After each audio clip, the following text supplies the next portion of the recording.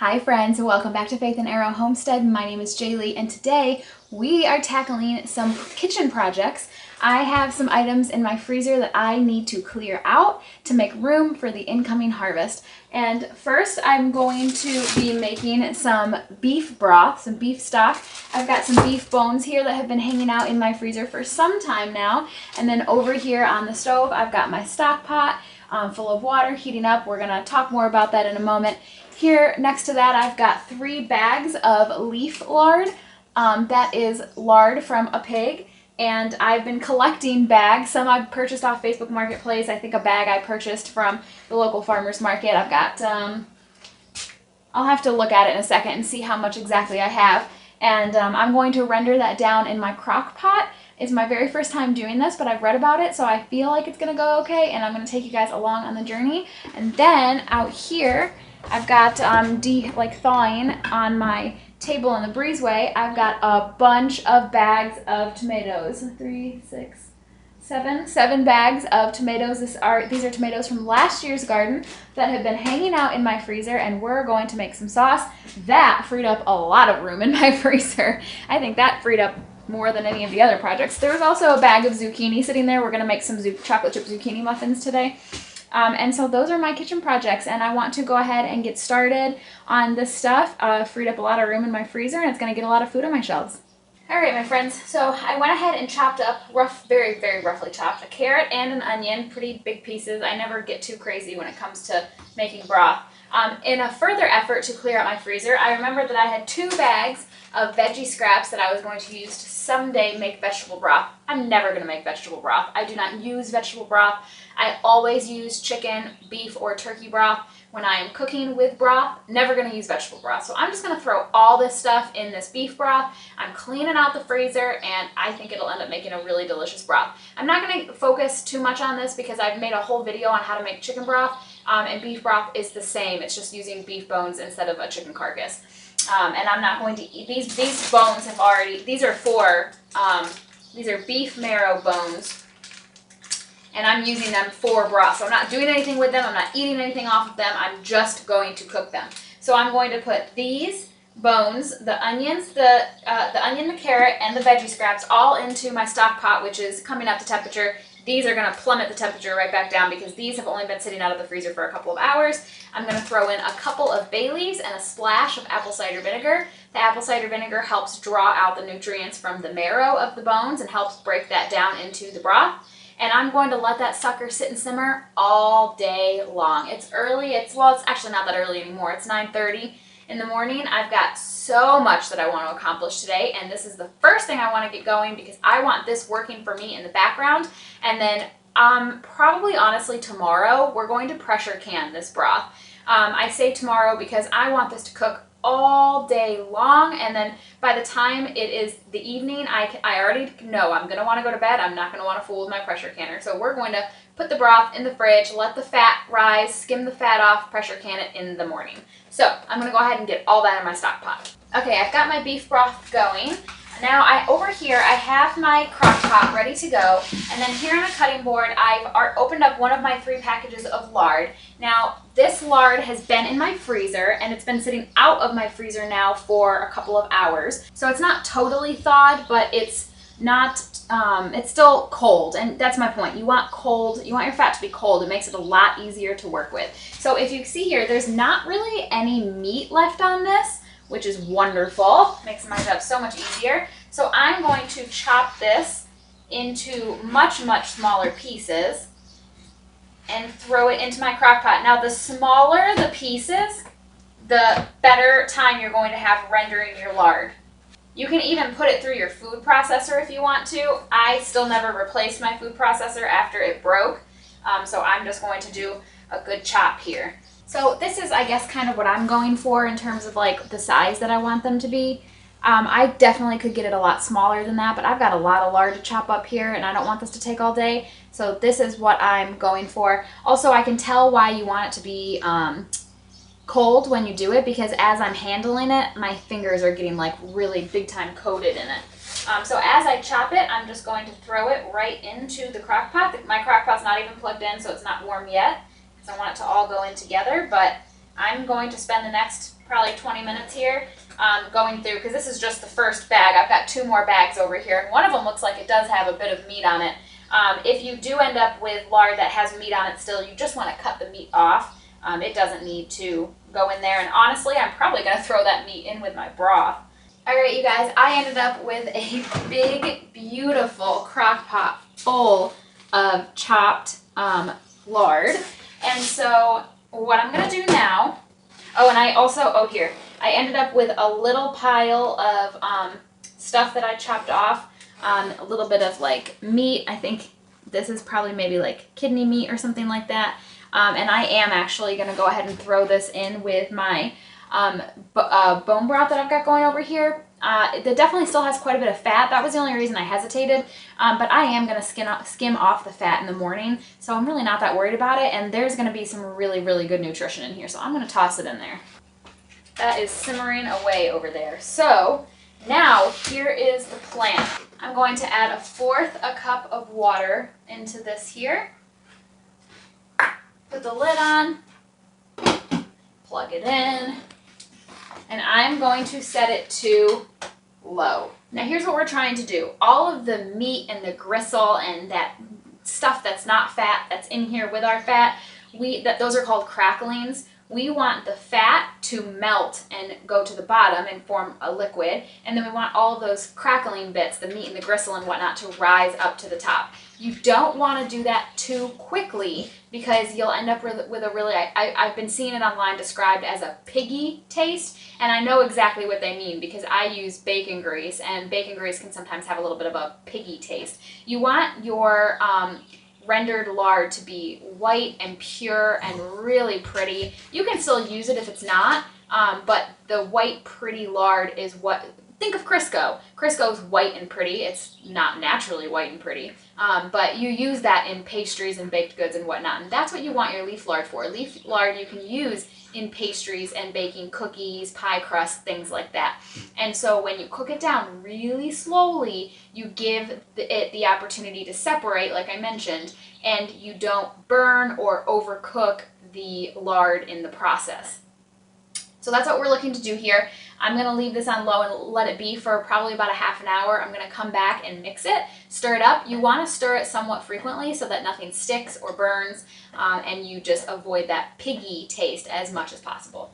The next thing I'm going to do, I've got my broth going. I like to occasionally stir my broth, but otherwise I'm not going to really think about my broth again until probably tonight. But over here, I've got my roaster oven ready to go. I'm going to pour those bags of tomatoes in there. I hope they all fit because I would really like to get this done in one go. So let's do that. I have, I think, 2 bags of tomatoes that are pretty much mostly green, and then the rest are, red. I'm still going to go ahead and throw the green ones in there. I had originally planned on using the green ones to make like salsa verde or whatever. I'm not fooling around with that. I'm just going to get it all in here. It might not be the most vibrant red sauce you've ever seen, but I still think it's going to taste fine, and I just want to get all of this out of my freezer. What I do like about this, though, using up all the scraps, I have every kind of tomato from last year's garden in here. I have, these are Thornburn terracotta tomatoes here. These are my Martino's Roma. I have some of my black cherry tomatoes in here. I've got all manner of tomatoes in here, and I'm so excited about that because here I've got another Martino's Roma. I'm really excited about that because I think it's going to give this sauce a really great depth of flavor. I like using different varieties of tomatoes in a sauce, and I'm going to use my food mill, so it's still going to give me a nice, smooth, thick sauce, even with me using tomatoes that aren't necessarily for tomato sauce. A whole bag of my black cherry tomatoes. Black cherry tomatoes are my absolute, hands down, favorite variety of tomato. And I don't know if I'm going to get any this year because so much of my seed starting didn't go as planned. I don't know. I have those seed plants, but they're very small. I stupidly left a lot of the caps on these. I am going to take the time here to try and pick all those off if I can. It's not a big deal. When I run it through my food mill, obviously I would get all of that, but I don't really want those in here, so I'm just going to pick them all off. This bag is a great example of what I try to do when I have time, and I already went through and scored them, which means I put a little X on the bottom of them, and I cored them. I took my little coring tool and scooped out the core. So this tomato, the reason I did that is because when this gets run through the my food mill, this skin is gonna slip right off, no problem. In fact, I could probably go in if I wanted to and peel, like take the skins right out once this is all warmed up and stuff. And I did this whole bag that way. And I tried to do that, but you guys know how it is when it's the middle of the summer and you've got a million things going on and you don't have time. Sometimes it doesn't always happen that way. Get that all down in there. I think I have one more bag. I've got one more bag, and it's a big fat one. Oh no. I'm really pushing the limits here.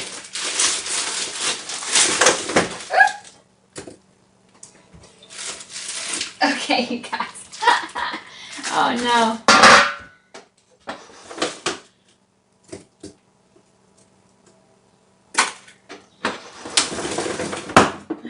You know what though? I think I'm gonna go for it because as these warm up and thaw out, they will kind of condense down and mush down together. So I do think ultimately I'll be okay. It just is gonna be rough in the beginning here, but I think I'm gonna try and do it simply because I do not want to do this a second time. I really, really don't. I want to get this all done in one go. So let's see here. Yeah, not perfect, but actually not bad. So I'm going to go ahead and plug this in. I want to set it at 250 is what I usually do. I don't really have a good reason. That's just what I've done in the past, 250 on my roaster oven. And I'm just going to let these tomatoes start to thaw out. Now this is going to take me a really long time. I have a lot of tomatoes in here, as we just saw. They are all frozen, and I'm making a sauce here. And you want your sauce to be, you know, cooked down. So this is going to be a 2-day project. So today I'm going to let this cook down and thaw out, cook down. And I'm probably going to, by the time it's nighttime, I'm probably going to set the lid like this, turn it down a little bit, and let it cook off some of that liquid overnight. Likely. We'll see when the time comes what we're dealing with, but I think that's probably what I'll do. Okay, so I have my beef broth going over here on the stove. I've got my tomatoes thawing in my roaster oven, and I'm rendering my leaf lard in my crock pot over here. I'm going to make some breakfast. There's a movie that I really want to watch. I'm going to finish some cleaning projects that I'm doing around the house. And then I have my zucchini out here. It's completely frozen, so I can't make muffins. That'll be something we do later in the day, but we are going to do that together. And yeah, so this is just, I love days like this. These are my favorite days. It's very cold today. Mind you, it is June. And I think right now, when I looked at my phone last, it was 54 degrees outside. It is a chilly day. I've got all the windows open, and I've got the boobop with me. Huh, buddy? Hi, is it just you and me? It's Friday. I'm off today. Tom's at work. We've got the house to ourselves. I've been listening to some of my records on the record player that we have, and it is, oh, I love these days. These are the days that make me feel like I'm living the life that I want. These are the days where I'm able to I wake up with intentionality, and I do things that not only are productive, but that bring me joy, and I do it in ways that bring me joy, and that's what living is, you guys. That's how you know that you wake up and you are thankful for the day, and you seize the day, and you do things that you love. And so these kitchen projects today remind me of that, and oh, so good. So yeah, I'll see you guys here in a little bit. Probably when we stir the lard is when I'll come back. Okay, you guys, it has been several hours. I actually probably let this go a little longer than I needed to. It is almost 7, and when we started this morning, it was 9:30. Tom and I are about to go out to dinner with some of our friends, and I don't want to leave this. I'm going to leave the broth and the tomatoes, but I don't want to leave the lard. So it's time to go ahead and filter it. So what I did here, I've got some quart jars, and I've got cheesecloth, and yes, it's bleached. I bought this a while ago before I knew that you should get the non-bleached, but I have it. I want to use it. And I put a little slack in here, I guess, and then I twisted on just a lid so that I'm able to put it down in here. And I'm just going to, there's so much liquid in here that I'm able to get quite a bit of it just in here, and I'm going to pour it right into the cheesecloth. Just like this. probably going to take me a little while, and I actually think I'm going to end up with more than just these 2 jars. There's quite a bit in here, which is exciting. But that's all I'm doing. I'm just going through, putting it through the cheesecloth, filtering out all of the cracklings. It ended up being a decent color. It's not totally clear. It does have a hint of yellow to it, but not bad for my first time. I'm actually pretty happy with it. And I'll show you what the color looks like when it's hard. Good morning, friends. It is the next day, and we have a lot to do. So, in true Jaylee fashion, I was way too tired last night to film. I get so grumpy when it's nighttime and I'm ready for bed. I don't do well with that. So, I just pretty much packed everything up. That's all you missed. I strained out the broth, which you saw me do when I did the chicken broth video. I just put it through, actually this time I strained it through just my regular, like, the strainer that I would use to strain noodles, like the holes are pretty big, just to get all the big stuff out, and then I used my fine mesh strainer to strain it the rest of the way. I have it in 2 different containers here. Now we're going to skim off the fat. I always like to have Benny's food bowl right here, and I just throw the fat right into his food bowl. I have these containers. I don't even know what they are. They're definitely old. I got them from my grandma, and I like them because the lid has this texture on the inside, and most of the fat sticks to the lid. And then I just let Benny lick the lid. So there's actually not really even that much fat, but you can see here how it hardens and is really easy to scoop right out. Now, when I am storing my broth in the fridge, I leave the fat. I like the fat. I think it adds a lot of flavor. And fat is not necessarily bad for you. In fact, it's full of nutrients. However, we are going to pressure can this broth today. And in that situation, you do need to skim off the fat because the fat can keep you from getting a good seal on your jars. It can create kind of like a film in your jars, on your rim, and you don't want that. All right, so that one. And then I have my cast iron enamel Dutch oven here because the big stock pot that I used yesterday is dirty. I haven't cleaned it yet. And I'm just going to pour this broth right into my stock pot, or my Dutch oven. Benny's right here. He's waiting. He's excited. You ready for your treat this morning? Yeah, isn't that just so cool how it just comes like right off on the lid? I love these containers. And then it's funny too because let me see if I can get this out and show you. The fat that got left in there is in the shape of the lid. That's funny. And you don't have to be perfect skimming the fat off. You just want to get as much of it as you can. Tupperware, that's what these are. Like the straight up, like traditional Tupperware brand. These are really good. I don't know if you can still buy them anymore. I really like them. So I'm going to get this over on my stove, and I want to bring this up to a boil because when we pack our jars for pressure canning, you want the broth to be really, really hot. So I'm going to bring this over and get it boiling. So while I've got my broth over here coming up to a boil, I want to start thinking about my tomato sauce. So here's what I did. I turned the lid, if the lid is kind of cockeyed over here, I turned it down to 200 degrees and I let it just kind of, I don't even know if it was really simmering, but just evaporate off some of that liquid, and it reduced by half overnight. It looks so good. It's beautiful. I'll bring you over here in a second to show you. But now what I'm going to do is I have my KitchenAid food mill attachment. Guys, if you don't have a food mill of some sort, I highly recommend it. I absolutely, total game changer for making sauce. I don't know that I even would make sauce if I didn't have this little mechanism. So I take my tomatoes that have been over here, I put it down in here, and when I turn this on, it processes through this thing, and it sends out the scraps, the skins and seeds, right here. So I have a bowl here to catch that. And then I have jars here to catch the liquid as it comes off. Pro tip for you, because you might be tempted to put just like a big giant bowl here to catch all of it. I don't recommend, because once that bowl gets about half full, it starts to splash and splatter really bad. Ask me how I know. I had look like a massacre in my kitchen the first time I did this. So I've learned that if you use smaller containers with a smaller opening, and then I have 4 of them, and I just like wait until the round that I did has mostly finished streaming out, and then I just quickly switch them. And that works really, really well. So the purpose of the food meal is to separate the seeds and the skin from the yummy, juicy, meaty part that we want.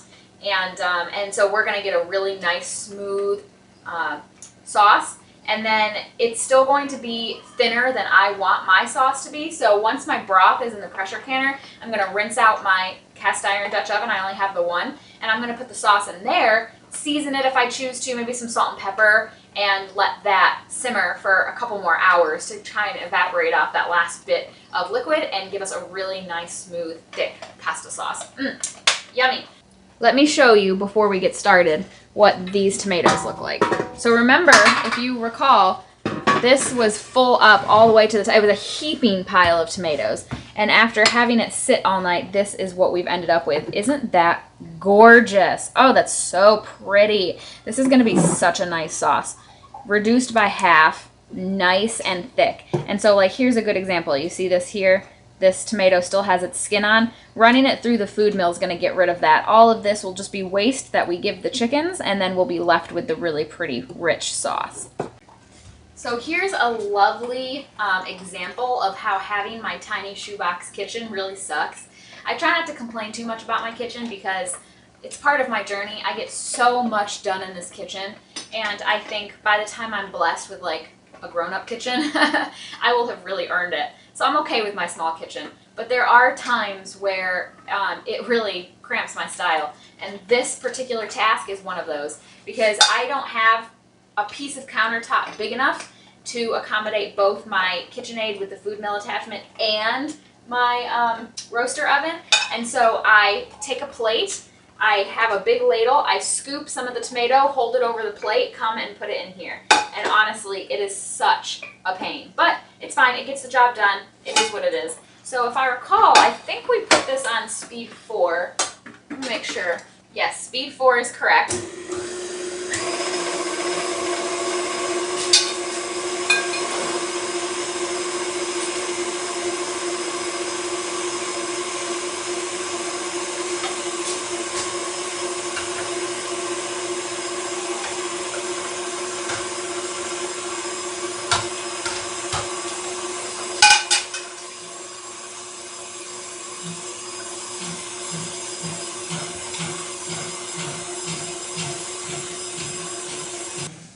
So a couple of things here. I have a loose connection right here, and it's making a big mess because it's coming out of here and it's leaking from right here. I'm not really sure. It must be coming from here. I don't know. I'll have to figure that out. I'm not going to mess. It's too late now because if I took it apart, it would just be a bigger mess than it was worth. So I'm going to have to deal with it, but I'll have to make sure next time that I use this that my connections are tight. The other thing is that I can already tell that I'm going to have way more sauce than I have containers for. So I think I'm going to go ahead and get a big bowl and empty these 2 jars so I can fill them again because that was barely a quarter of what's in here. So it's going to take a few rounds, which if I'm being honest, I'm totally fine with because the more sauce, the better. I'm going to kind of turn this sideways, put this bowl right here.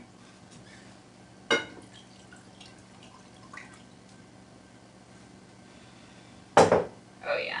Oh, this is delicious looking.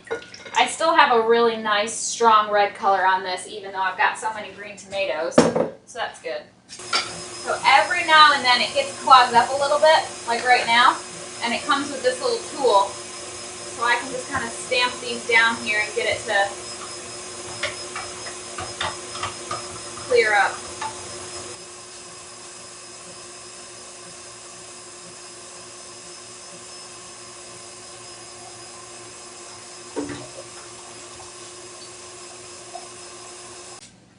Here's the thing. I'm full of it. This is a huge mess. It doesn't matter what you do, as you can see here. So what happened was the advice that I gave you about using the containers with a more narrow rim, I gave that advice not knowing that my connection here wasn't tight enough. And so I ended up losing about half a pint of sauce to the counter, still ended up with a big fat mess. And it totally invalidated everything that I told you, because that's the way when you're filming. It always happens that way. But anyway, It's okay. It's not that big of a deal or anything. It's just that just keep in mind that I gave you that advice because of splashing. If I were to have it like in this big bowl or in here, it would splash. All the little drips would hit the liquid and splash.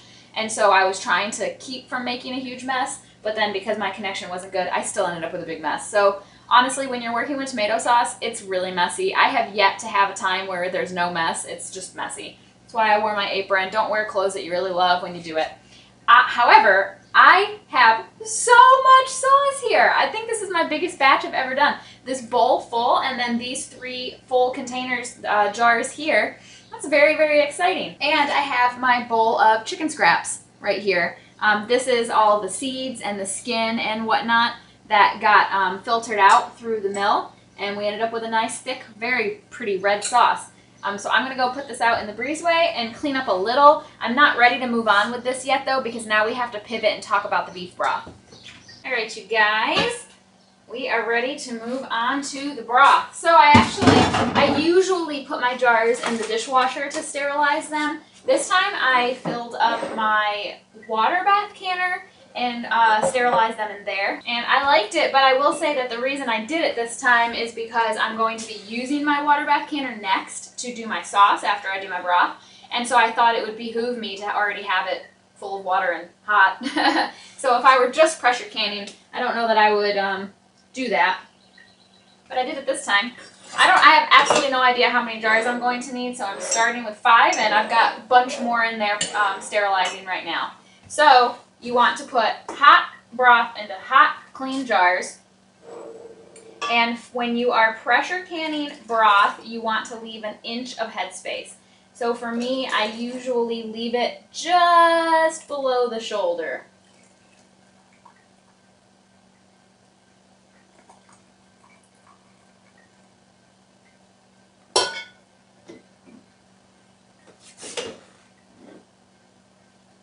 Something like that for headspace is typically what I'll do for broth.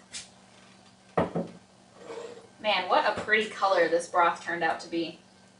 I got down to the drop 8 perfect pint-sized jars of broth. Seriously, you guys, look at this. Like, down to the drop. There's not a drop left in there.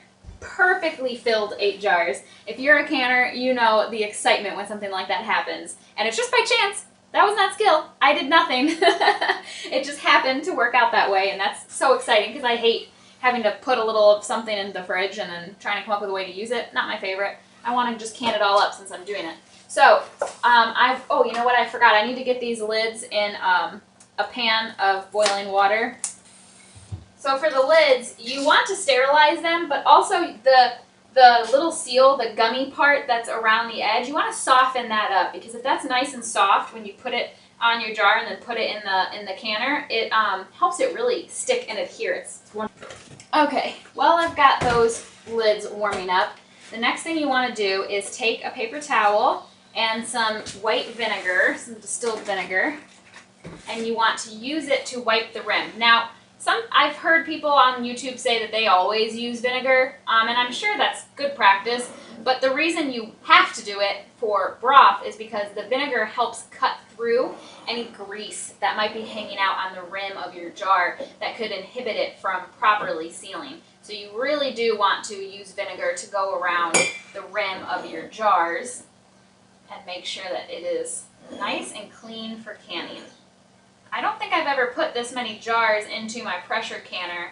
I've got the All-American 921 model, so it does fit a second layer of jars. So I may be doing a second layer for the first time. How exciting would that be? Okay, a few things just happened.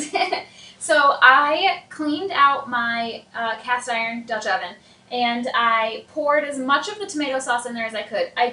Not even half of it. I mean, there's still half left over here in this bowl. So I figure what I'll do is it's gonna take a few hours. I'm anticipating probably 4 to 5 hours to finish cooking the excess liquid out of that sauce. So as it reduces, I'll just add more. And I still don't think I'm gonna end up being able to fit all of it in there, but you know what? It's okay, because if I can get that thick enough, then I can add it back into the bowl with whatever's left in here, and it'll thin it up a little bit. And I think if I play my cards right, I might end up still with a really nice consistency. So I'm not that worried about it.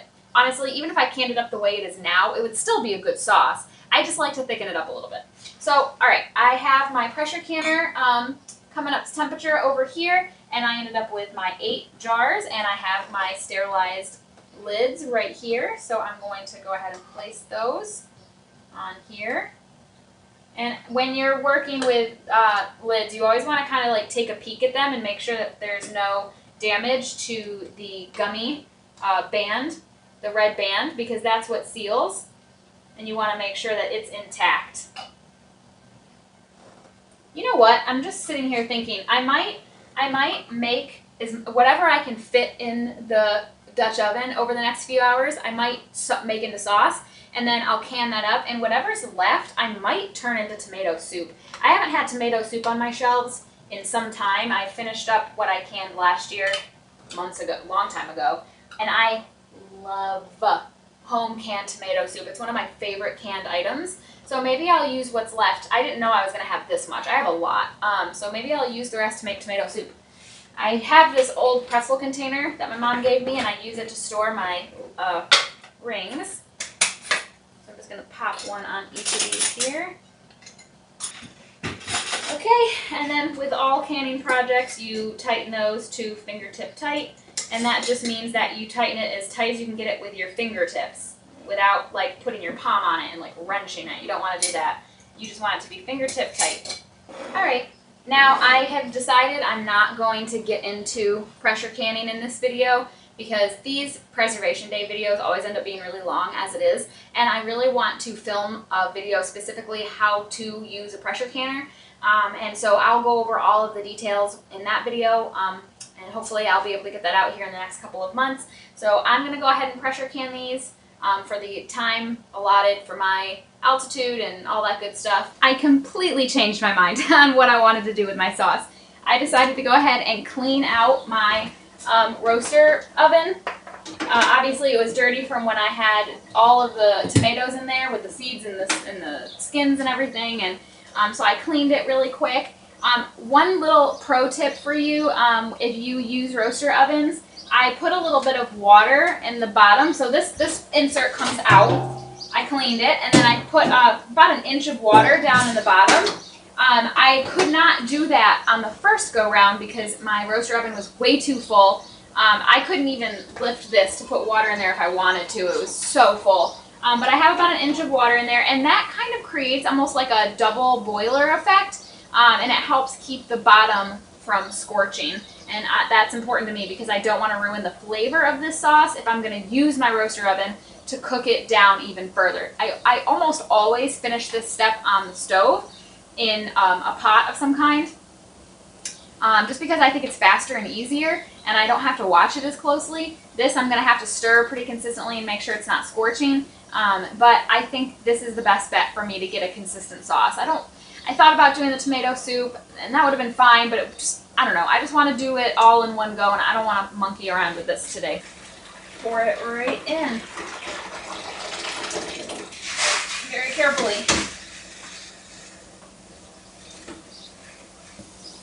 And then I also have the bowl of sauce. Pour that in here. Good.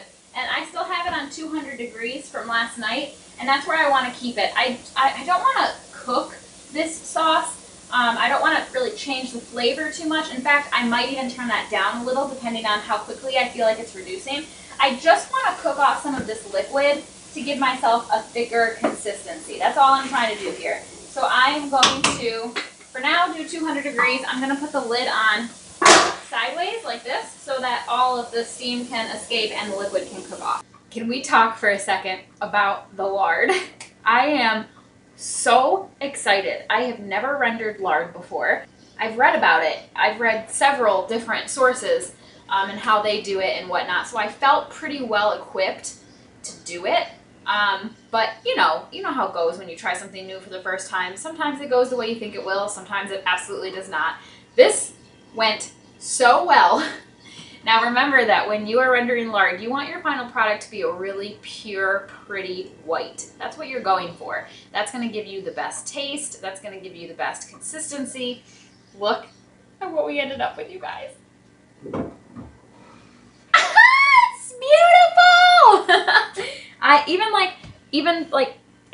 it's beautiful. It is beautiful lard. I am beside myself. I cannot believe how it looks like I'm holding up jars of milk. Like, this is lard, leaf lard, pig lard, that I've rendered down to use in cooking and baking, and it is gorgeous. I'm so happy with how this turned out. Now, I have read that it is stable at room temperature and it won't spoil. I don't know if I trust that, and I've read other people say that they don't trust that. So what I'm going to do is I'm going to put one of them in the freezer and I'm going to put one of them in the fridge, and I'll just use up the fridge one, and when that's gone I'll put the freezer one in the fridge.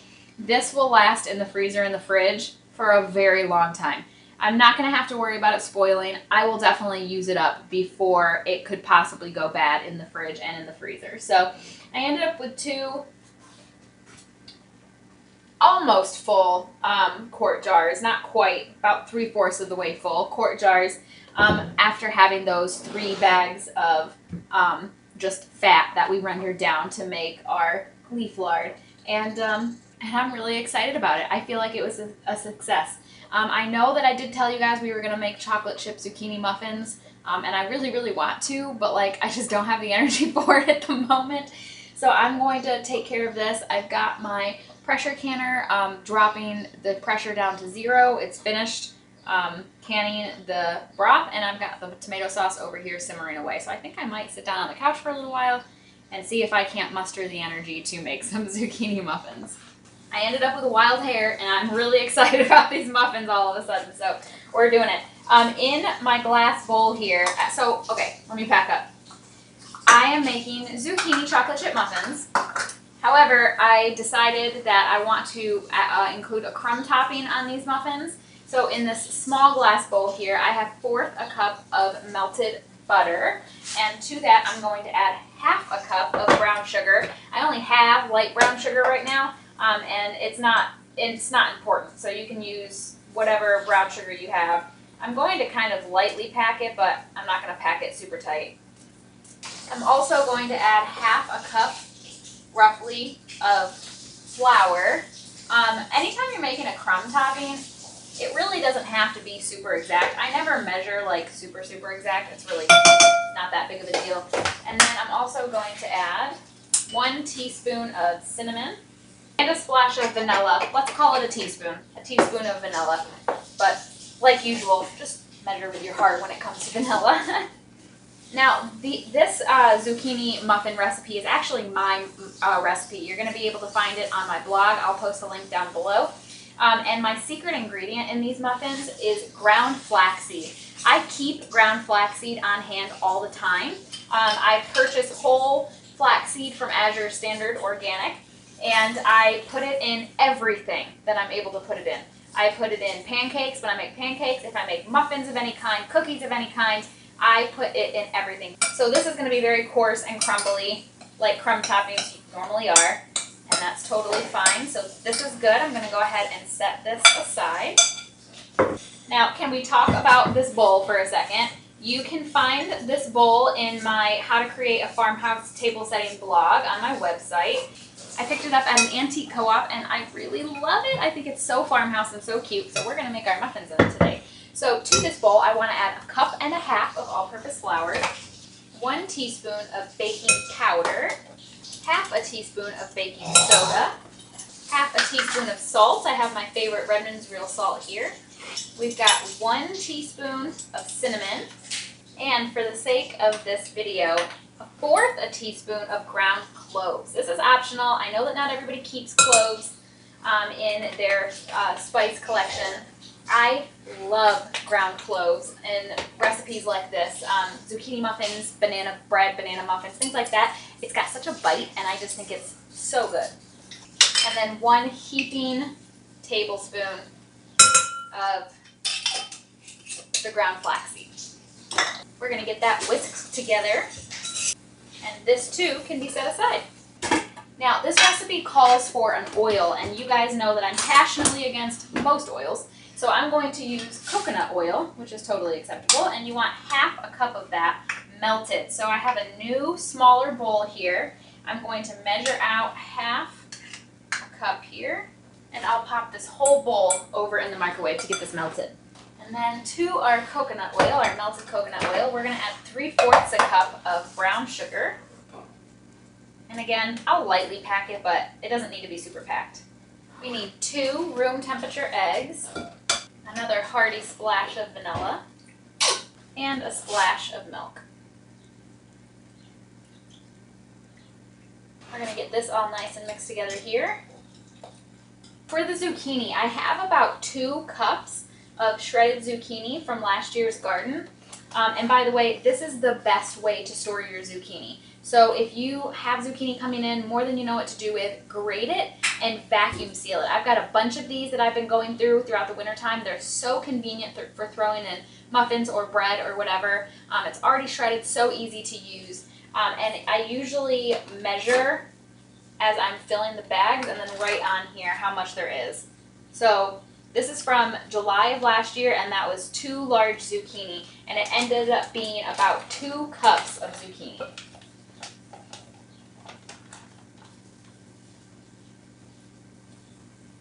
Now, I do want to point out that if you have fresh zucchini and you're grating fresh zucchini for this recipe, you don't want to blot out or squeeze out any of the moisture, because that's what helps give you really moist muffins. But if you notice, there's so much liquid down in here from it being in the freezer. So I did try to kind of not get all of that in there, but this is still super, super moist zucchini. And that's okay, that's a good thing. It's gonna give you super moist muffins. All right, and now I'm going to pour my wet ingredients into my bowl with my dry ingredients. This is a batter that you do not want to over mix. I always hate that instruction because I'm a little OCD and I don't like it when I don't feel that something is as mixed as it could be. I always struggle with that, but you end up with a muffin that's really dense if you over mix, so you really just want to just make sure everything is combined, don't over mix. And now it's at this point in the recipe that you want to put in whatever add-ons you want. So today I'm just doing chocolate chips. In the past I've been known to do walnuts or pecans. I actually do think I have some walnuts. No, I'm going to skip it. I'll just do chocolate chips this time. Now's the time to add those, and then you just want to gently fold it in, again, not over mixing your batter. Okay, sorry, I ended up getting that first batch of muffins in the oven really fast because I thought my parents were going to come over with my nephew and I wanted to have the muffins done, but they ended up not coming. So I have the first batch in. I had enough to do 6 more, well, technically 5 more, because here's the thing. And I've talked about this before, I love to have big, tall, bakery-style muffins. In fact, if it's not that way, I really don't even want it. I'm really weird about muffins. I want them to be tall and just really moist and, just impressive. So there are a few things you can do to do that. First, you want to fill your muffins almost all the way up, pretty much as much as you can. And that was something, too, that we'll talk about here in a second. So almost as pretty much, these are the scrap muffins, so they're not all the way full, but you want them to be like pretty much full. And then let's pretend that this whole thing was full. You want to leave one space empty, and you want to put water in that space. And so that's where this muffin came from. This one already has the crumb topping on it. I picked it up and put it in this muffin tin so that I'd have an empty space in the one that's already in the oven.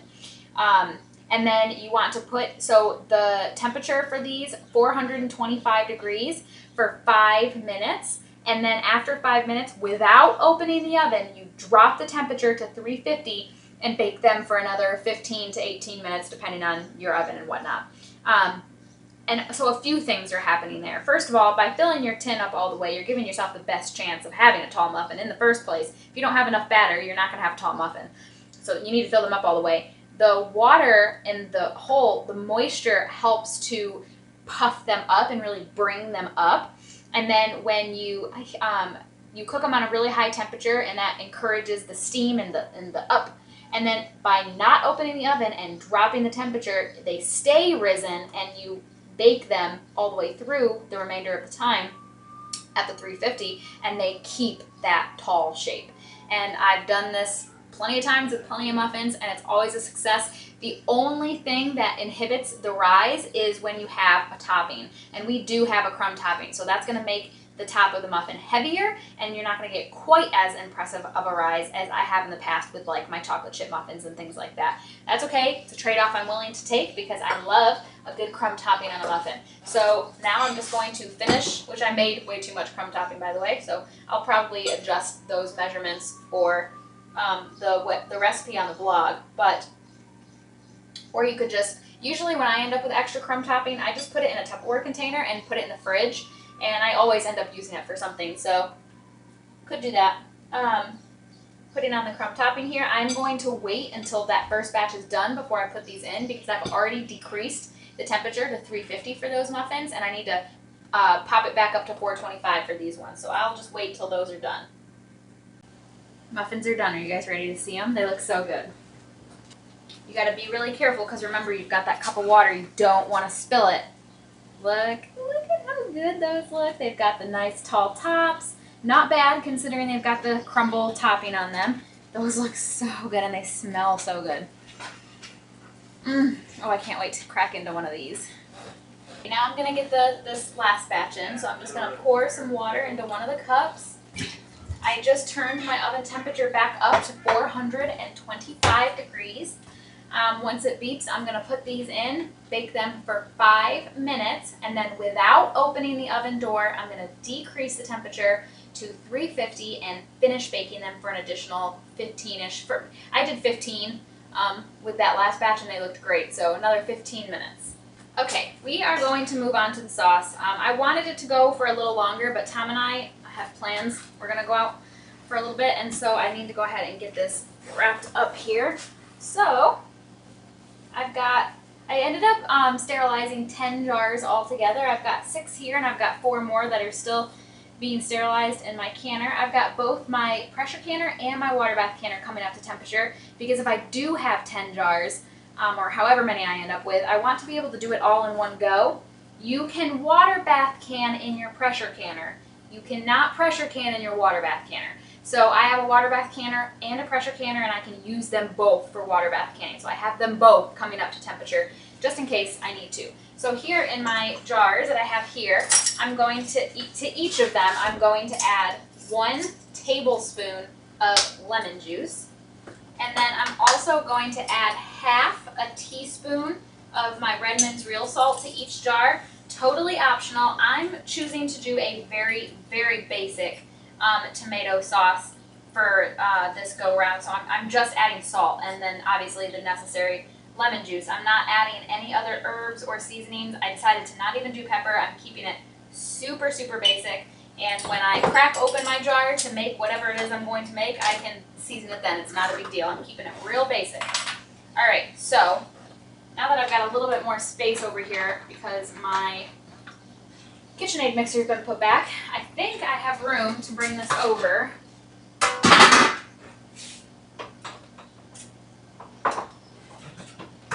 Which will make my life much easier. That was my timer for my muffins. My 5-minute timer, I dropped the temperature down to 350. Oh, and I need to set the timer for 15 minutes. And then we're just going to fill these jars in. For sauce, it's just a 1/2 inch headspace. And that's still a really nice thick sauce. Let me see if I'm able to show you. That's still really nice and thick. It's not too watery. It could be thicker for sure. I mean, gosh, this is the process for making ketchup. If you cook it down long enough, you end up with something really, really, really thick. So there could always be thicker, but I'm happy with it. I'm going to leave, we'll see about it. So I'm going to go through and fill all of these up. Okay, so I probably can't even see it at this point. My kitchen is such a mess. I ended up with 13 jars. The 13th is not all the way filled, but I'm going to can it anyway and see how it does. Yeah, wow, 13 jars of sauce. I'm really excited. I think that's my biggest turnout yet, so that's really cool. I'm going to try to fit these in my 2 canners. I think I will be able to between the 2. We'll see. Oh yeah, I was totally able to fit all of those. I actually had room for 2 or 3 more. So cool. I've got my 2 canners loaded up. I'm just waiting for that to come to a boil. We're going to process those for 35 minutes. I want to try a muffin. Yeah, see, they actually fell a little bit while they were sitting out there. The crumb topping really makes it hard for them to puff up and rise, but that's okay. They're still going to be delicious. Let's give this a try.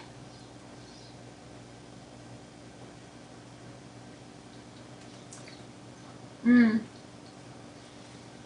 Oh my gosh. That is so good.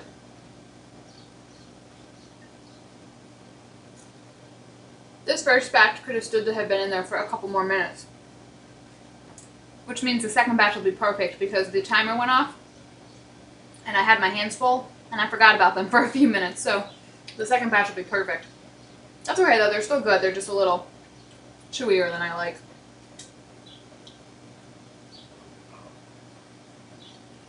Mmm. That crumb topping complements this muffin so well.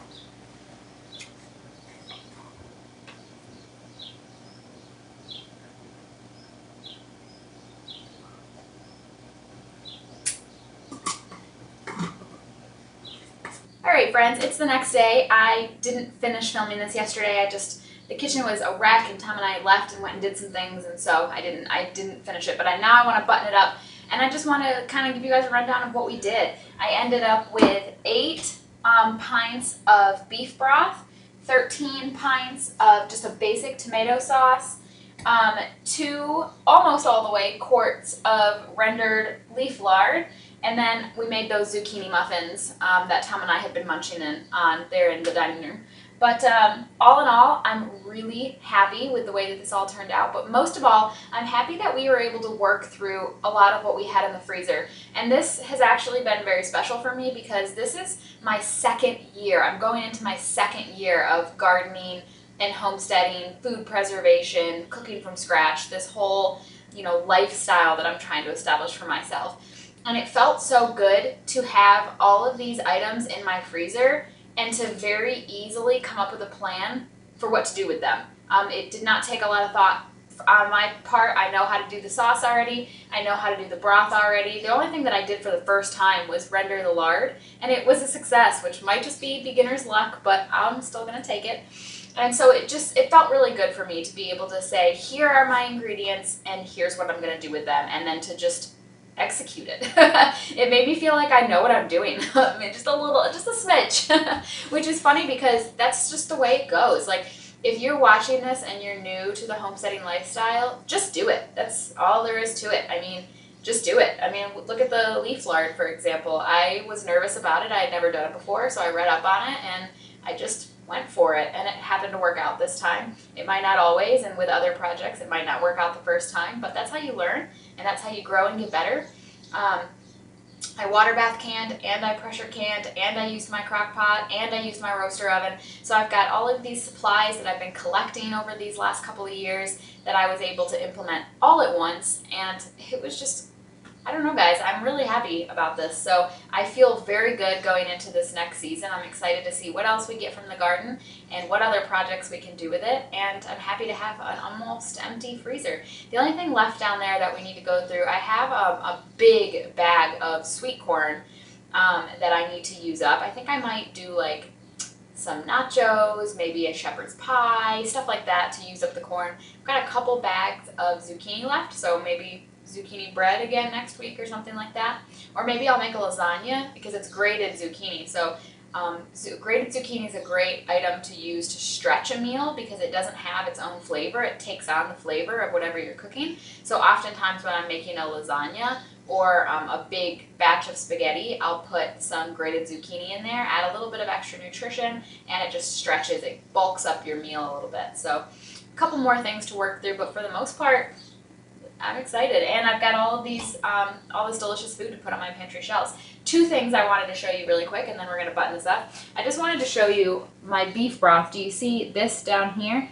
That is there because I don't technically properly filter my broth. You're supposed to run it through like a cheesecloth or something like that to really filter out everything and end up with a clear, really nice broth. I don't do that because 2 reasons. A, I don't want to. I don't have the time. It's an extra step that I'm really not interested in. And 2, I have cooked with just semi-filtered broth for months and months now, and I don't mind it at all. If let's say that, let's see, what would I use this for? Let's say that I'm going to cook rice in this broth and use the rice cooked in the beef broth for stuffed peppers. I don't know, let's just say. The fact, you see I'm doing this, I'm mixing the non-filtered stuff in the bottom in here. It doesn't taste bad, it's delicious. Really the only thing you're going for here is like a consistency situation. I don't care. I don't care. It tastes fine, it cooks up fine, it's no issue for me. The other thing I wanted to show you was, let me see if you can see it in the camera. Do you see this line right here? That's water. That's a water line in here, and that's where, like, in the canning process, water like settled right here. And I just wanted to show that to you because if you recall, I canned this before I wanted to because Tom and I were leaving and I didn't want to keep it going. So I said, you know, it's going to be a little runnier than I want it to be, but it's fine. And that's kind of what that looks like. Not all of them have it, but many of them have like just a water line in here. And again, I don't really care. This is still going to be really flavorful. It's not the perfect, thick, rich, that like quintessential like pasta sauce that you think of. That's not quite what I have here, but this is, if I were to make, let's say I wanted to make spaghetti, 2 jars of this sauce over my pasta with some cheese and some meat, delicious. It's still going to be delicious, even though it's not perfect. I say all of this to say, even if it's not ideal, do it good, better, best, right? Like, it doesn't need to be perfect every time. This is, I would say, you know, adequate, if not, you know, it's not the best, but it's fine, and it's going to taste really good. So just go for it, do the best you can, and enjoy your hard work. Thank you guys so much for hanging out with me while we did these kitchen projects together. I can't wait to see you in my next video. Have faith and keep moving forward. Bye.